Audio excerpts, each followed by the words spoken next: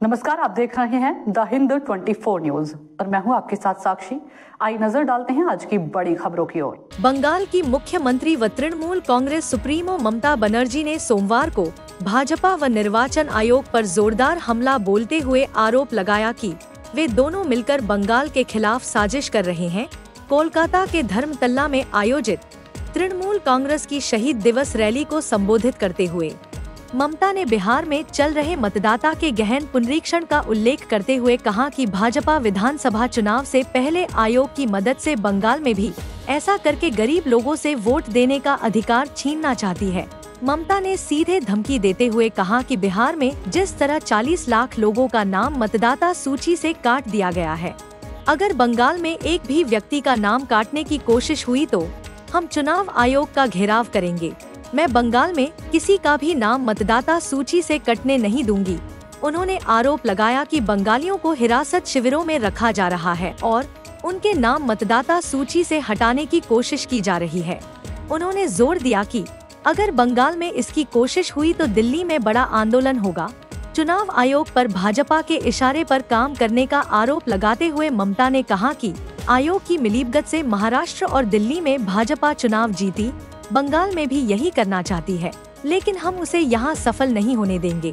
अगले साल की शुरुआत में होने वाले विधानसभा चुनाव से पहले आखिरी शहीद दिवस रैली के मंच से ममता ने बंगाली अस्मिता, गौरव के मुद्दे को तेज करते हुए भाजपा पर बंगालियों के खिलाफ भाषाई आतंकवाद फैलाने का भी आरोप लगाया।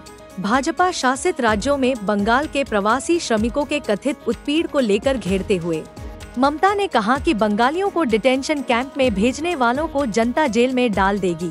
आंदोलन दिल्ली तक पहुंच जाएगा। 27 जुलाई से भाषा आंदोलन शुरू करने की घोषणा। विशाल रैली में गरजते हुए ममता ने बंगालियों को प्रताड़ित करने के विरोध में 27 जुलाई से बंगाल में भाषा आंदोलन शुरू करने की भी घोषणा की।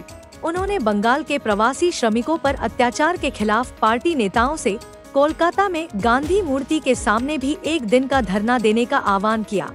उन्होंने कहा कि पहचान और भाषा की लड़ाई तब तक जारी रहेगी जब तक राज्य और केंद्र दोनों जगह भाजपा को पराजित नहीं कर दिया जाता। ममता ने हुंकार भरते हुए 2026 के चुनाव में भाजपा को हराने और अंततः उसे केंद्र की सत्ता से बाहर करने का आह्वान किया। ममता ने कहा कि देश में सुपर इमरजेंसी चल रही है, हमें 2026 के विधानसभा चुनाव में और अधिक सीटें जीतनी है और फिर भाजपा को केंद्र की सत्ता से हटाने के लिए दिल्ली कूच करना है। करीब 50 मिनट के भाषण में ममता ने भाजपा शासित राज्यों में बंगालियों को निशाना बनाए जाने के मुद्दे का कई बार उल्लेख किया। इससे साफ है कि आगामी चुनाव में तृणमूल बंगाली अस्मिता को हथियार बनाएगी।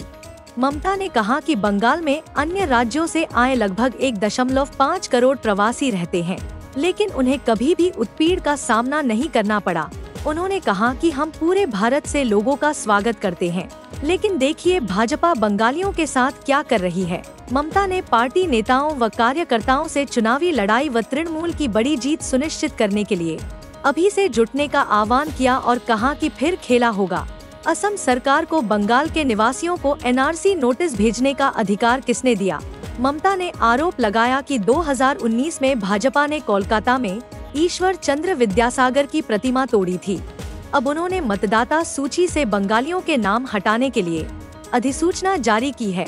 असम के मुख्यमंत्री हिमंत विश्व शर्मा पर हमला करते हुए उन्होंने कहा कि वह अपना राज्य नहीं संभाल सकते, लेकिन बंगाल के मामलों में दखल दे रहे हैं।